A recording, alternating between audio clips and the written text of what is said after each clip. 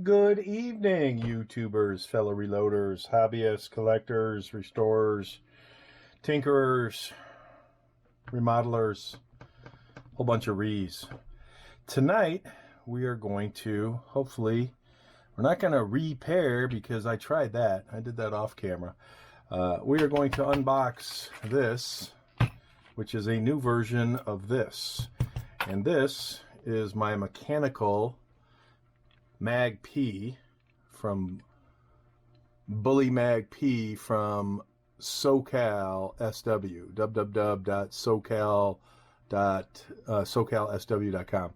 And this, I think, is a mechanical bullet feeder extraordinaire. And it's made to fit on top of the Hornady bullet feeder die, which since day 2 for me on the 9mm side of things with my Dillon 750 has been, I'm going to say, less than optimal. And I would say it was working 90+% of the time, which, that's not bad. But as of late, it's working about 10% of the time. So flip-flop. To the point of complete irritation on a reloading session that should take a fraction of the time it's now taking, because I find myself spending more time troubleshooting than it's actually worth. So plus I've been experimenting with different ways of loading this tube. I bought this piece of plastic to cover what is this hole, and now that I'm trying to demonstrate. So when I tried to load, these tubes, different manners, bullets would get stuck down there. And loading these one by one is the biggest pain in the ass. Number one fault. So I wish somebody could come up with a method. And the method that I came up with is I move that to its half position so that nothing will fall out. And then I take a very small funnel and put it over a particular hole. And then I take my bullets, handful of bullets, and I just drop them in. And as you'll notice, Murphy's Law, more of them will be upside down than right side up.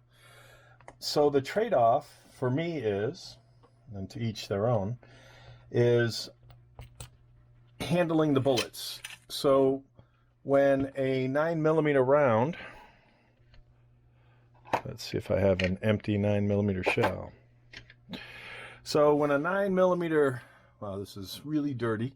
When a 9mm shell comes ready to insert into this bullet feeding die and give it just enough to release the pressure and then come back out, there's my bullet. What's been happening as of late, let me get rid of the watch. What's been happening as of late is the bullet doesn't even come out, so I'm having to manually handle a bullet. A lot of times with the Dillon, and I bell my brass just enough to seat the bullet. I've decided that I don't care moving forward if the bullet comes out correct or upside down, because at this point I'll take any bullet. So if it comes out upside down, it's a quick rotate with my left hand to fix that. So I'll take any bullet, right side up, upside down, over what's happening now. And let me get a cleaner piece of brass. And this is a cleaner piece of brass. Again, not belled. So this, again, has only been working roughly now for the last period of time, 10% of the time, to the point where if I was to do some reloading tonight, I wouldn't even use it. And this has worked flawless in the past and works beyond flawless for my 45 ACP. So being the tinkerer that I am, and that's not supposed to happen, I decided to take this apart and fix it. Ended up doing, you know, worse. Which is why we have the replacement. So my fixing made things worse. So what I did was I took my Dremel and I polished in here. I took my Dremel and I polished in here and here. I took my Dremel and I polished different Dremel wheels and polished. And then I tried to resize these things because what was happening was nothing was dropping. So I would have a whole bunch of bullets just queued up, and you know, they were way, well, nothing will drop correctly now because the tubes aren't in there. But what was happening is, you know, when you had all the pieces together, I think it's is the B goes into the A, if I'm not mistaken. B goes into the A, and then you know, these are essentially right up against, where's something I can use? These are right up against the bottom of the collet, and this is screwed in to the point where you just hear a little bit of maneuvering, because the idea is, you know, once the bullet, excuse me, once the brass, and you're not going to be able to see this too clearly, fudge, mother fudger, irritating as all shit. So put it back together again. Too much, no shake, just a little bit of shake. So you'll see that the collets are right there. So the idea is once this presses in enough, the collet releases, or the pressure of the brass expanding the collet will allow a bullet to drop. But as you can see, and again to my attempted fix, so as soon as you hear no shake, we'll drop a bullet, and hopefully, if I'm right, I'm wrong, we will tighten this up until there is no drop.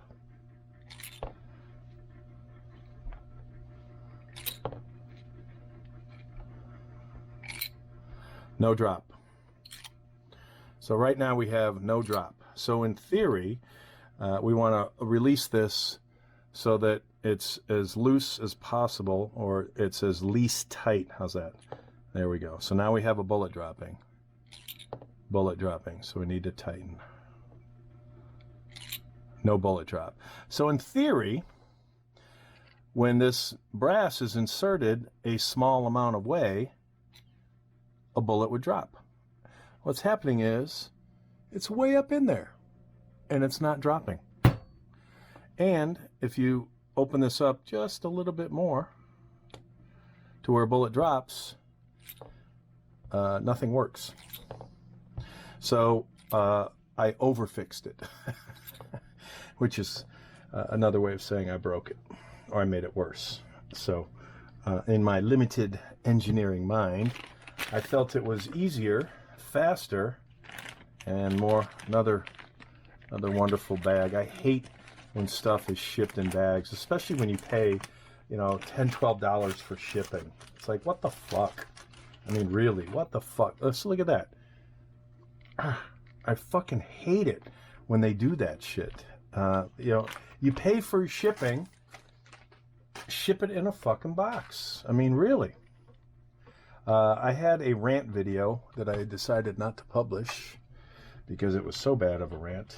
I ordered dies from Midway, and they arrived in a fucking bag, and all I could hear was the jungling of aluminum. So when I opened said bag, all the dies were damaged. Brand new dies, all damaged. Who the fuck sends a 4-die set? And now this is turning into a rant video. Who does that? Who sends a 4-die set? And this is packed quite tightly, so the likelihood. Oh, this is a different design. This looks like we have an updated design. Or 0.355A. So I'm going to take this apart, keep everything separate. So the dies look the same. This particular thing that's in my die right now, that of course doesn't want to come out. Mother fudger, how'd you get that out? There's something a little stronger.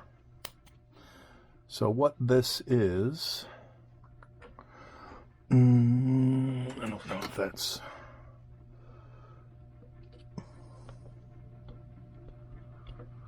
mother fudger.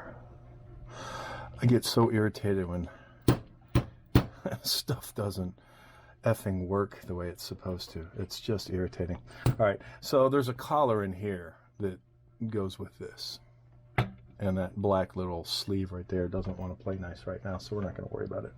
I can't remember what this, obviously, never mind. That must be for that. So we're going to get rid of that because we don't need that. So those two parts go away. We're going to take this apart and see what it looks like, because it should look just like this. I honestly can't remember what that piece is for, unless it's for, you know, 380 and 9mm. We're soon going to find out. Okay. So up top is B, down below is A, and the machining is quite nicer than the machining that I saw on my other one. So this looks to be the same, and maybe this 0.355A is for 380. So I'm gonna say things look relatively identical.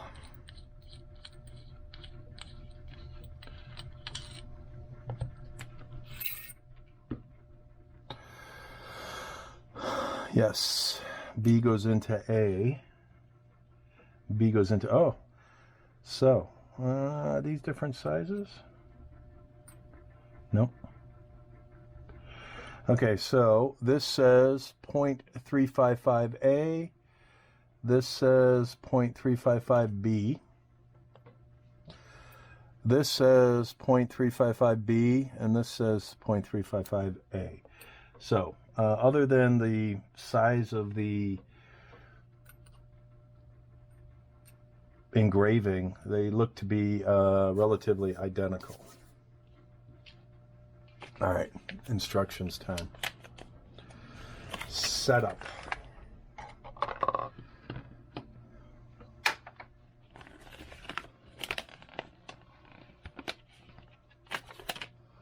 Let's see what this powder through expanders, which I do have.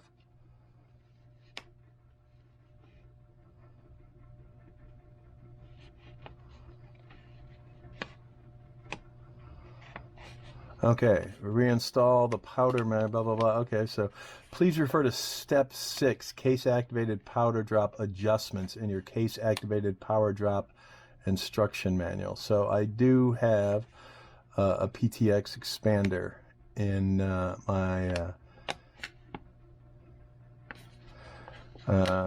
when using the powder through expanders, the metering insert must bottom out at the back of the slot on the powder measure casting.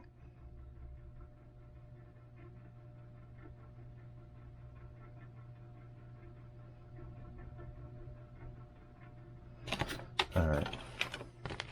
Step 6. Okay, bullet feeding die. Collet A goes in first with the open side facing down. as it's already down. B goes in next. Thread the lock ring back onto the adjustment screw until the lock ring is near the top. Place the O-ring over the threads. Screw the adjustment screw into the die. Screw it down until the end of the adjustment screw is just touching collet B. With the adjustment screw touching the top collet, back the adjustment screw off a half turn and lock down. Okay, with the adjustment screw touching the top of the collet, back the adjustment screw off a half a turn and lock the lock ring down against the top of the die body. At this time, you should be able to shake the die and hear the two collets move up and down just a little bit. I love how technical and how exacting that is. Just a little bit. If you hear this, the die is set up correctly. All right, so again, I don't know this particular piece is not listed anywhere on this die setup. Unless this is, oh, you know what this is? This is the powder through extend. That's what this must be. That's what this must be. This must be powder through expanders.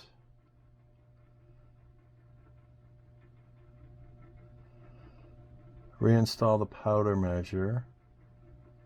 So I already have this installed in my powder drop. Okay. All right. So we're going to take the new B goes into A. Again, B is up top, A is down at the bottom, and we'll back this off. And then we're going to install it until the end of the adjustment screw is just touching collet B.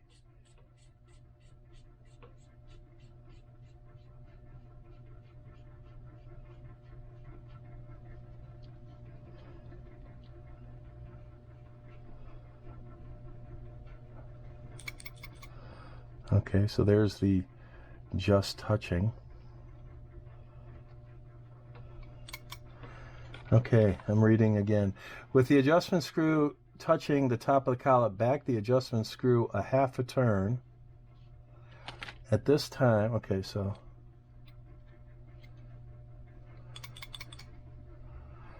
all right, so I don't know how much is good.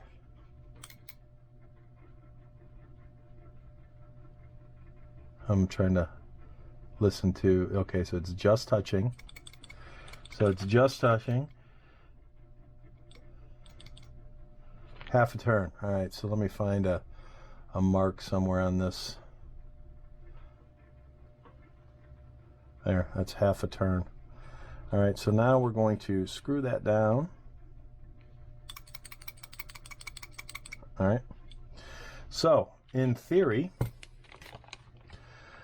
die adjustment, lock and load. Screw the die ring outside the die body, screw the bush outside the threads of the die, place the die into the top of the press, insert it into the lock and load, blah, blah. Die adjustment for non-lock and load press. That would be our Hornady, our Dillon 750. Place a flared case for your setup in the previous station. Case mouth should be flared to the approximate dimensions listed below. Okay, so let's flare this and find out how accurate my flaring is. So we should probably take a before and after.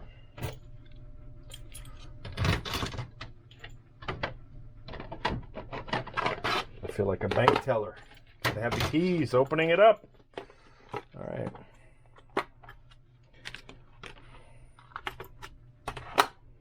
All right, what do we have? We have, actually, this is fired brass, so we have 0.380,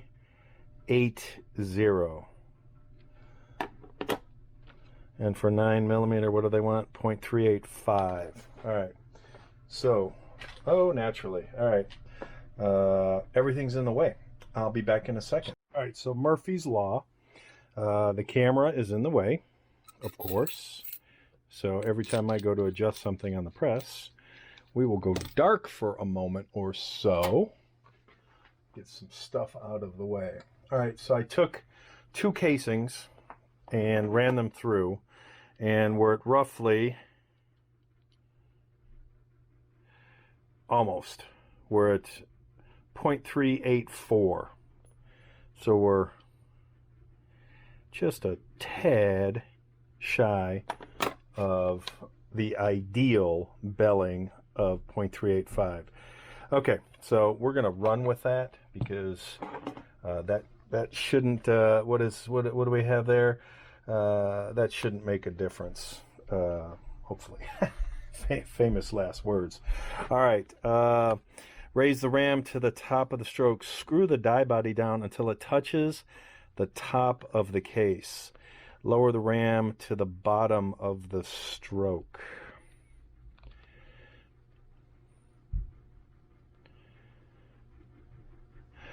All right, so let me see if I can do this. Okay, I'm gonna have to move the camera, so hold on.